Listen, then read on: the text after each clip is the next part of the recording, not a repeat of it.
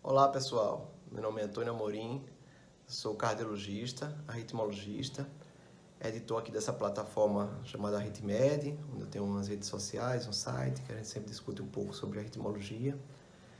Resolvi estar aqui hoje fazendo esse vídeo para a gente falar um pouco e discutir essas polêmicas que estão surgindo aí em relação ao Covid, efeitos arritmogênicos e principalmente quando relacionado ao uso das drogas, essa combinação da hidroxicloroquina ou cloroquina associada à azitromicina. Eu vejo aí que tem muitas pessoas com algumas dúvidas, tá? Tanto essas pessoas sendo pessoas leigas, como até colegas médicos mesmo. Então resolvi fazer esse vídeo para tentar explicar algumas coisas e espero que possa ser útil. Então vamos lá. E isso está surgindo muitos questionamentos justamente porque agora está sendo indicado por alguns protocolos o uso ambulatorial dessas medicações, o uso em domicílio, em casa, sem o paciente ter uma monitorização como teria no uso hospitalar, que antes muitos serviços estavam utilizando. E isso surge esse questionamento, essas dúvidas, porque nesse exato momento nós não temos uma evidência robusta que o uso dessas medicações possam trazer benefícios em relação à redução da hospitalização, em relação à mortalidade desses pacientes.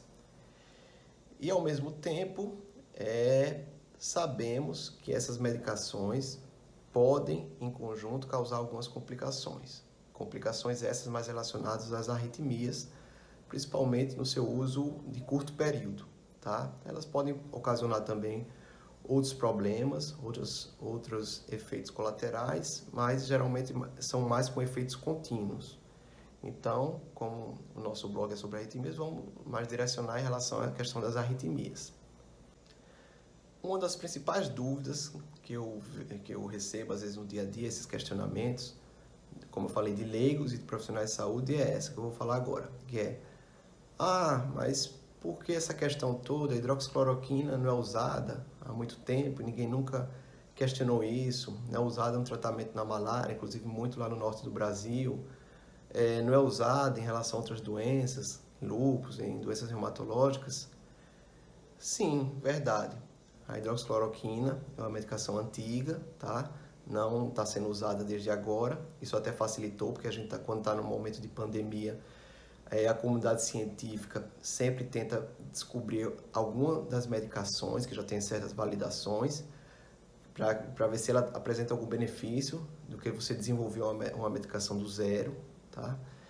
Então, sim, a hidroxicloroquina é uma medicação antiga, é uma medicação que é usada há muito tempo no combate, por exemplo, da malária, é uma medicação, sim, que é usada há muito tempo em doenças reumatológicas, e ela é uma medicação que pode alterar o intervalo QT. O intervalo QT é um intervalo que a gente mede no eletrocardiograma, certo? E esse aumento do intervalo QT, ele predispõe a uma arritmia ventricular grave, que chama Torsades de Pointes. O grande problema é o seguinte: isoladamente, ela é uma medicação que tem esse problema, pode ocasionar essas alterações. Porém, isoladamente, é uma medicação relativamente segura. O grande problema nesse contexto do Covid é que os protocolos que surgiram de possíveis tratamentos, mesmo sem evidência ainda se realmente causa benefício ou não, é em associação com a azitromicina. A azitromicina também é uma medicação que está relacionada, que pode ocasionar esse aumento do intervalo QT, certo? Então, essa combinação, quando utilizamos as duas medicações em conjunto, potencializa esse efeito adverso, que seria esse prolongamento do intervalo QT. Então, essa questão que as pessoas têm, então por que você está questionando a segurança se todo mundo usa a hidroxicloroquina? Então, isso é informação falsa, porque o problema não é o uso isolado, como eu falei, é o uso associado. A hidroxicloroquina associado com a azitromicina, que os protocolos estão pregando o uso combinado, tá? E esse uso combinado que vai potencializar esse efeito colateral, certo? Eu vou mostrar aqui para vocês uma plataforma que a gente pode encontrar essas medicações e que fala com relação a esse aumento do intervalo QT. Vamos lá.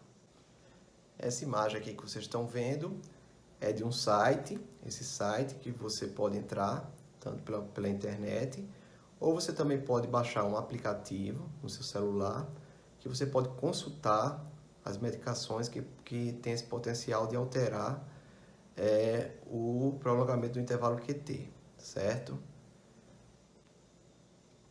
Então, essa segunda imagem, você descendo o site, vai encontrar essa parte aqui.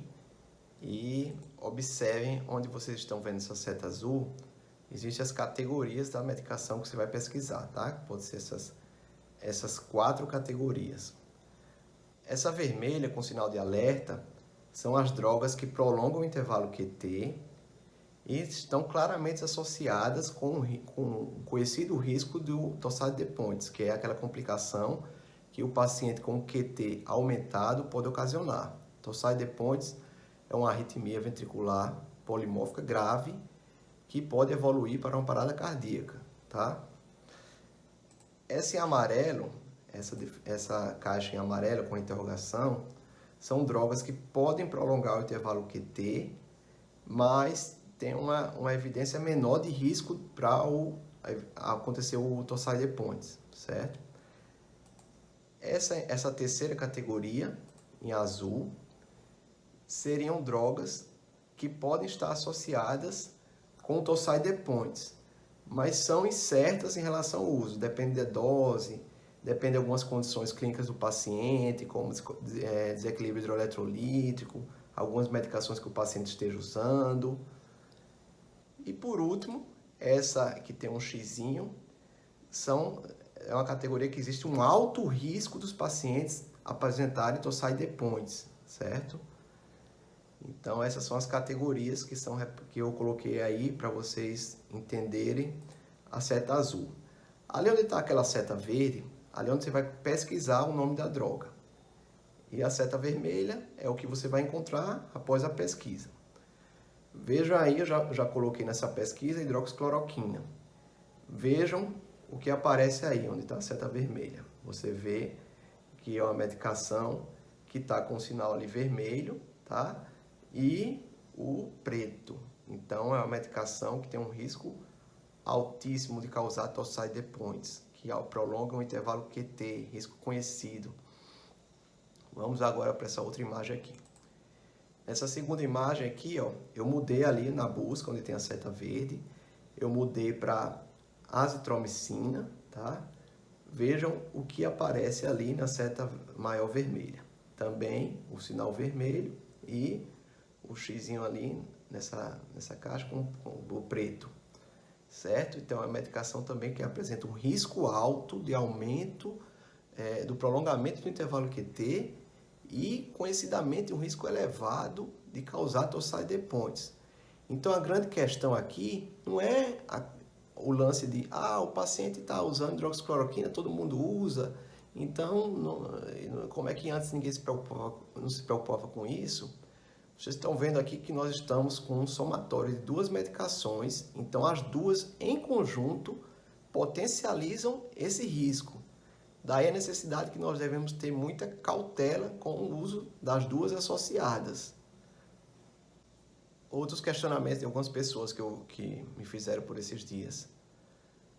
Mas o paciente só vai usar a nível ambulatorial por 5 dias. Mas eu não acredito que vai aumentar o intervalo QT nesse período, 5 dias. Então vamos lá, o que foi que eu fiz? Eu tentei buscar alguns estudos já publicados com o uso da medicação, certo?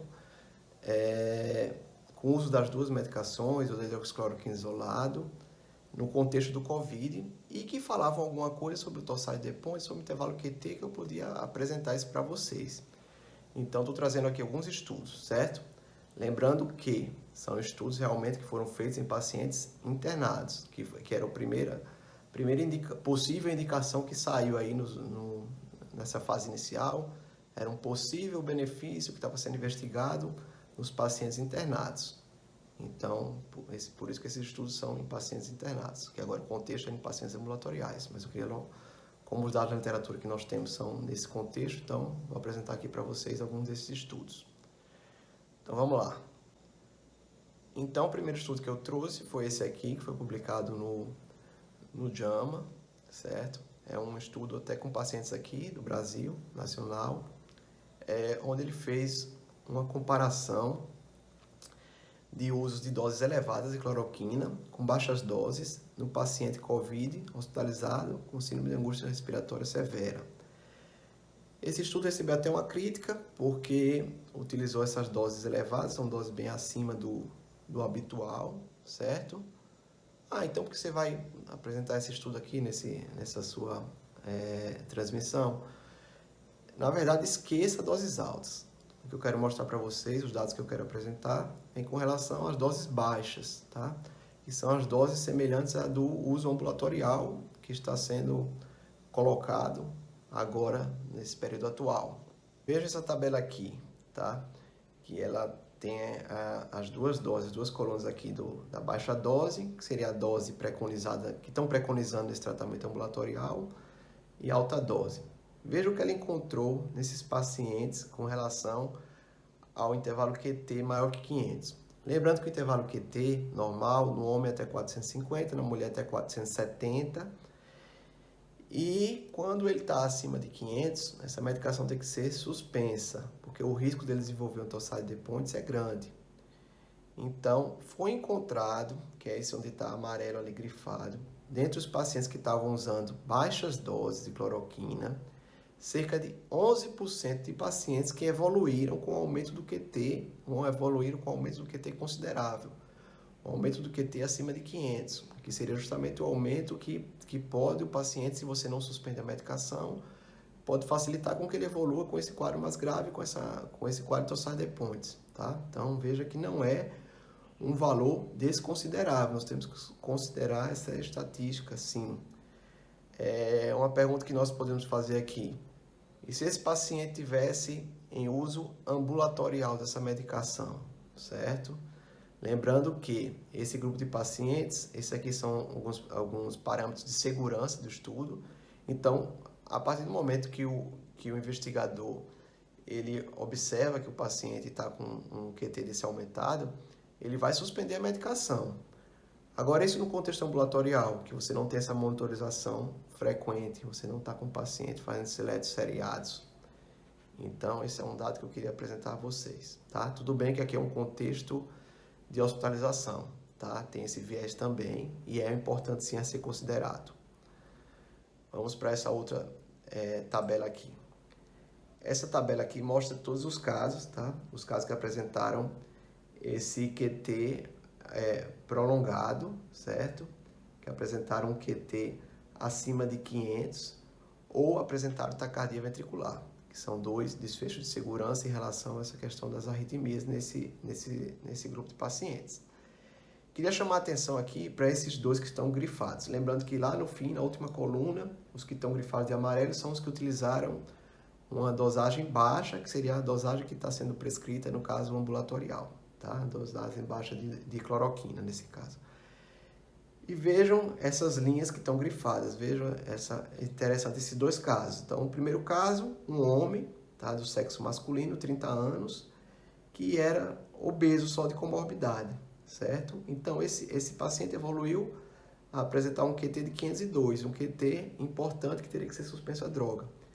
Vejam a segunda linha grifada em amarelo, seria uma mulher de 30 anos, que apresentou um QT prolongado de 559, e essa pessoa tinha doença reumática, certo? Por que eu frisei essas duas linhas aí? Porque esses pacientes são considerados de baixo risco. Se a gente for avaliar, existe um score que a gente pode avaliar, o paciente relacionado à idade, relacionado a medicamentos que ele utiliza, relacionado a alterações eletrolíticas, doenças de base. E você pode tentar colocar ele, que é um paciente que está em baixo risco, moderado ou alto risco, que tem um risco maior de desenvolver um QT aumentado, certo? Então, esses dois pacientes, no contexto ambulatorial, estariam enquadrados em pacientes de baixo risco, entendeu? Então, veja que tem muita gente que pergunta, eu não sou cardiopata, eu não tenho diabetes, eu nunca tive infarto, então eu posso usar essa medicação tranquilamente que meu intervalo QT não vai aumentar. Quem tem que se preocupar é os cardiopatas, negativo, tá? Tá aqui casos nesses estudos que mostrou que não é bem assim. Outro dado interessante que eu queria mostrar nessa tabela, veja essa antepenúltima coluna, que é o número de dias que apresentou esse prolongamento do intervalo QT. Veja que ele chegou com esse intervalo importante de QT acima de 500 no quarto dia. Veja as outras colunas que tem os fatores de risco, tem pacientes que apresentam com 2 dias, com 1 dia de uso. Então, eu quis frisar isso aqui também, porque eu já vi muitos questionamentos de colegas médicos, dizendo, não, isso aí não vai aumentar em 5 dias. É impossível o QT aumentar com esse uso ambulatorial em 5 dias. Não é bem assim, veja essa coluna aí. Esses 2 pacientes de baixo risco aumentaram com 4 dias, mas tem pacientes aí que têm outras comorbidades que aumentaram com 1, 2 dias. Veja que não tem nenhum nessa lista inteira que aumentou acima de 5 dias, com um QT acima de 500 ou então que apresentou um quadro de taquicardia ventricular. Então, isso também é uma dúvida bem habitual que eu recebo de vários colegas médicos, e por isso que eu coloquei essa tabela desse estudo. Vamos agora para um próximo estudo aqui que eu queria mostrar outros dados aqui para vocês. Esse outro estudo foi publicado num periódico importante, tá? Que avaliou a eficácia clínica da hidroxicloroquina em pacientes com pneumonia por Covid que tinham necessidade de oxigênio, certo? Então, vou mostrar aqui a próxima imagem para mostrar o dado que eu queria apresentar. Então, um dado importante desse estudo foi que os pacientes que tiveram aumento importante do QT, a média de aumento foi com 4 dias, tá? Então, isso já mostra aquela dúvida que alguns colegas falavam, que não vai aumentar até 5 dias o QT. Então, a média de aumento do QT importante foi de 4 dias. E aqui onde está grifado, com esse retângulo aí vermelho, ele mostrou que os pacientes que apresentaram um aumento do QT de mais de 60 ou um QT com valor total maior de 500, foi 7 de 84 pacientes, ou seja, 8,3%. Então, é uma estatística realmente significativa, importante, né? Cerca de quase 10% desses pacientes apresentaram um aumento importante do QT. O outro foi acima de 11%. Vocês podem estar perguntando aí e se questionando. Mas esses estudos aí não foram desenhados para isso, você está pegando esses dados aleatórios, não foi um estudo que foi projetado para ver esse aumento do QT. Realmente, isso são dados que eu achei importantes, tá? Todo estudo que eu vejo com essa associação de medicação, eu estou indo atrás para ver o que é que ele fala do QT, quantos por cento estão aumentando, como é que está sendo esse aumento, qual a medicação que está mais relacionada. Então, realmente, não foram estudos projetados para isso. Mas vamos para esse estudo aqui agora. Esse estudo aqui foi publicado no JAMA, tá? Foi um estudo que foi para avaliar o risco desse intervalo QT prolongado associado com o uso de hidroxicloroquina com ou sem o uso concomitante da azitromicina entre pacientes hospitalizados que testaram positivos para Covid-19. Vamos ver aqui o que é que ele encontrou. Então, vamos lá, veja que eu deixei grifada essa parte. Então, nesse estudo, os pacientes que usavam a hidroxicloroquina associado com azitromicina apresentou 21% desse grupo apresentou um QT prolongado maior ou igual que 500 milissegundos e 13% um QT de 60 milissegundos ou mais. Ou seja, esse paciente apresentou indicação de suspender a medicação. Só que esse paciente estava monitorizado, estava internado. Então, nesse contexto, fica mais fácil você fazer uma intervenção, você perceber esse aumento, você parar a medicação e evitar que esse paciente tenha a complicação que a gente não quer, que seria torsade-de-Pontes, arritmia polimórfica ventricular, que pode ser fatal. Agora, se um paciente em uso ambulatorial apresenta esse aumento do intervalo QT, provavelmente a gente pode ser que não perceba, tá? Isso pode gerar uma complicação enorme para esse paciente, inclusive custando a vida. Aqui é um eletrocardiograma que tem no apêndice desse estudo. Aqui é um paciente que tem um QT aumentado. Se eu não me engano, eu calculei aqui o QT desse paciente, dava 540, se eu não me engano. Não tenho certeza não, mas era por aí. Então, um paciente que tem um QT aumentado e ele evoluiu para isso aqui, ó, na sequência. Então, aqui é uma monitorização. Vocês percebam aí nessa terceira faixa de eletro que ele vinha apresentando. Na primeira você já vê que de vez em quando ele apresentava umas arritmias ventriculares, onde está marcado com um Vzinho em cima, certo? N seria os batimentos normais. Aí tem a segunda faixa de eletro, ele estava oscilando, vinha normal, normal. Aí apresentou um batimento ectópico ventricular. Então, ali no final da segunda faixa, esse ventricular caiu sobre esse prolongamento intervalo QT e desencadeou, nessa terceira faixa de eletro aí, o famoso torsade pontes. Graças a Deus esse paciente não chegou aí ao óbito, tá? Mas se você não percebe que ele apresenta isso, aqui como ele estava motorizado, foi visto essa questão e foi interrompida a medicação. Mas se esse paciente está no contexto ambulatorial, apresenta uma arritmia dessa, e você não intervém com a suspensão da medicação, por exemplo, esse paciente pode não ter essa sorte e evoluir para o óbito, evoluir para uma morte súbita em seu domicílio. Agora eu quero mostrar para vocês essa publicação que saiu no Circulation, que ele fala justamente sobre o risco de arritmias no contexto do paciente COVID, com COVID-19. Então esse é o estudo, foi publicado no Circulation, há exatamente um mês aproximadamente. E ele tem uma figurinha que é bem interessante, que resume bem o que eu quero mostrar para vocês. Vou passar então para essa figura aqui.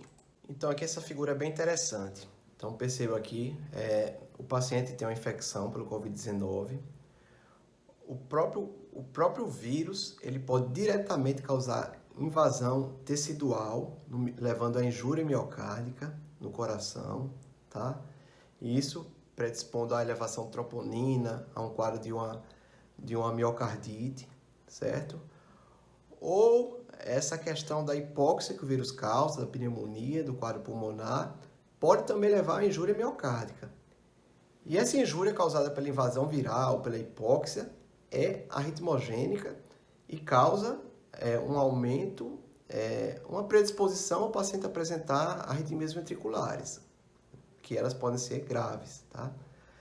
Além disso, dessa invasão tecidual e dessa hipóxia, o vírus ele desencadeia uma resposta imune, com liberação, com aquela tempestade das citocinas, liberação de interleucinas. Isso pode aumentar uma hiperatividade simpática, que isso também está relacionado ao desenvolvimento de arritmias. Isso pode fazer com que altere os canais iônicos nos miócitos cardíacos, que também está relacionado ao desenvolvimento de arritmia. E também pode inibir, essa resposta inflamatória pode inibir o citocromo P450, que também pode estar relacionado, sim, ao desenvolvimento de arritmias. Porque tanto essa alteração nos canais iônicos, como essa alteração do P450, pode ajudar a predispor também o aumento do intervalo QT.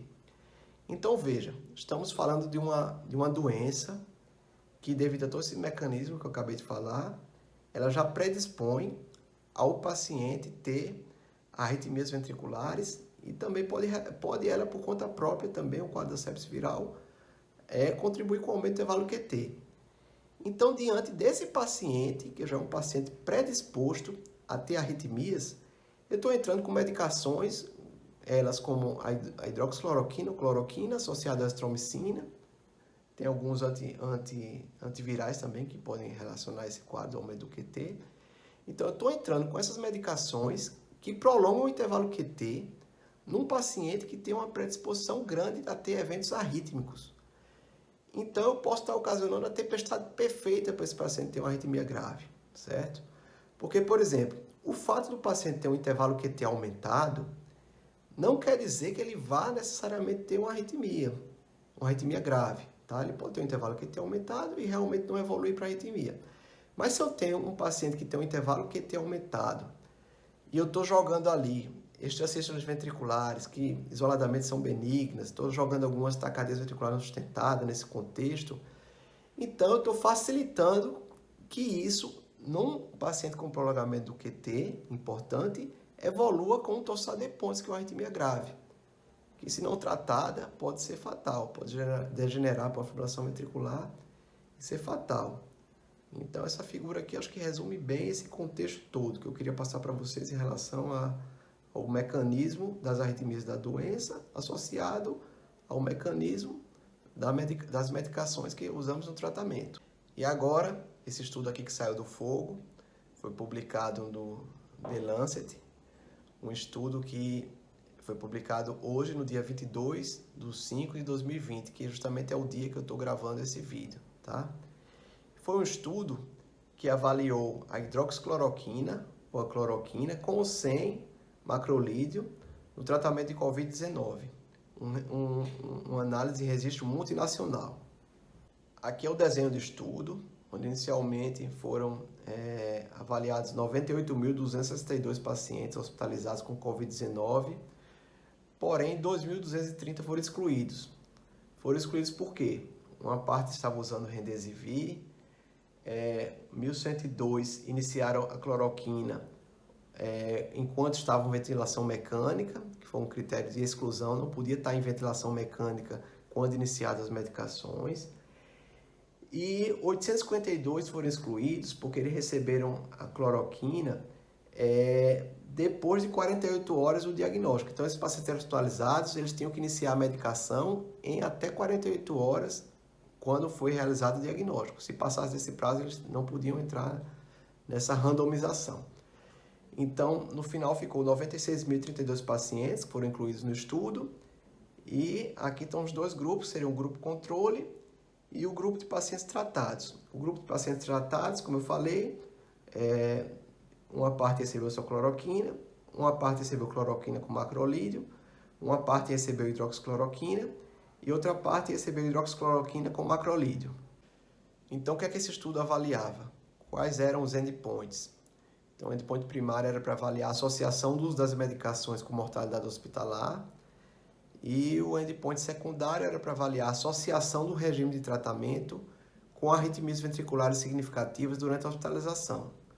Quais seriam essas arritmias significativas? Seriam arritmias importantes mesmo, arritmias graves, que seria taquicardia ventricular não sustentada, taquicardia ventricular sustentada ou fibrilação ventricular. Então, quais foram os resultados do estudo? Vou me deter aqui o resultado relacionado às arritmias, que é o tema dessa exposição. Então, aí vocês estão vendo aí grifado de amarelo na parte de baixo. Então, comparado com o grupo controle, os grupos das medicações, seria hidroxicloroquina sozinha, hidroxicloroquina com macrolídeo, cloroquina sozinha e cloroquina com macrolídeo, ela foi fator independente associado com o aumento do risco de arritmias ventriculares durante a hospitalização. Então, veja que isso é um dado muito importante. Então, o uso da medicação foi relacionado ao desenvolvimento de arritmias ventriculares quando comparado ao grupo controle. Então, veja aqui nesse gráfico que mostra os preditores independentes de arritmias ventriculares durante a hospitalização. Veja que o grupo das medicações, eles aumentavam o risco de arritmias ventriculares, isso de forma independente, como mostrado nessa zona retangular vermelha. Então, qual foi a conclusão do estudo? É que justamente o uso dessas medicações, quando comparadas no grupo controle, nesse estudo multinacional, observacional, não foi associado à evidência de benefício, mas foi associado ao aumento do risco de arritmias ventriculares e maior risco de morte em pacientes hospitalizados com Covid-19. Então, pessoal, eu quis trazer esse debate aqui para vocês, porque a gente está vivendo nesse contexto atual sobre a possibilidade do uso dessas medicações nos pacientes em uso ambulatorial, tá? Então, são medicações que não têm ainda estudos que apresentem benefícios nesse contexto, não sabemos ainda o que isso pode ocasionar, tá? Se o paciente vai apresentar diminuição de internação, se o paciente vai apresentar diminuição de mortalidade, não temos esses dados, não temos estudos robustos que afirmem sobre isso.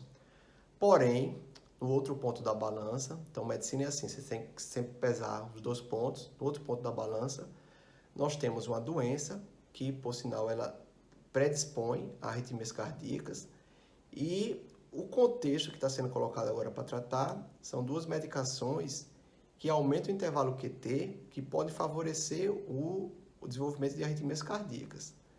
Então, na medicina, nós temos o princípio da não maleficência, certo? Que é, primeiro, não prejudicar, certo? Nós temos esse conceito na medicina. Então, eu queria que vocês pensassem bastante sobre isso, certo? Lembrando que, eticamente, qualquer médico está liberado para fazer uso da medicação. Se você acredita que isso vai causar um bem para o paciente, então, eticamente, você está respaldado, tá? A gente não tem essa resposta, se essas medicações no uso ambulatorial vai causar ou não melhora. Pode ser que sim. Isso surgiu baseado em algumas análises observacionais, mas não temos ainda essa evidência. Só vamos saber nos próximos dias, talvez com a liberação de alguns resultados de estudos. Porém, temos que analisar sim esse princípio da não maleficência, tá? Então, eu só queria que vocês refletissem sobre isso. E se você, médico, chegar a um consenso com o paciente, você decidir prescrever, ele aceita receber, assinar um termo de consentimento, o importante é que isso seja feito da melhor forma possível para tentar minimizar a chance desse paciente desenvolver arritmia. Fazer isso como? Com eletros seriados, com exames seriados, o paciente tem que ser reavaliado. Se você fazer um eletrocardiograma hoje, talvez reavaliar com 3 dias ou com 5 dias também, fazer esse seriamento de eletros. É difícil, estamos no contexto de arritmia, é difícil o paciente ficar indo e voltando? Com certeza é complicado, é difícil. Mas e se você não fizer? E se esse paciente tiver uma morte súbita em casa? Então a gente tem uma responsabilidade muito grande em relação a esses pacientes. O paciente vai chegar para a gente desesperado. O paciente ele não tem o conhecimento científico. Então o paciente está querendo ajuda. Então, o mínimo que a gente pode fazer é pelo menos não agredir, não causar malefícios a esses pacientes. Eu fiquei preocupado esses dias porque eu vi vários protocolos que saíram aí para o Brasil afora, protocolo de instituições, protocolo de operadores de saúde. Alguns deles não colocavam eletrocardiograma como base para fazer uso dessas medicações. Alguns deles colocavam eletrocardiograma só para uma parte, só se o paciente tivesse alguns fatores de riscos. E alguns outros até colocavam eletrocardiograma inicial, porém não falava nada sobre retorno, que o paciente tem que voltar.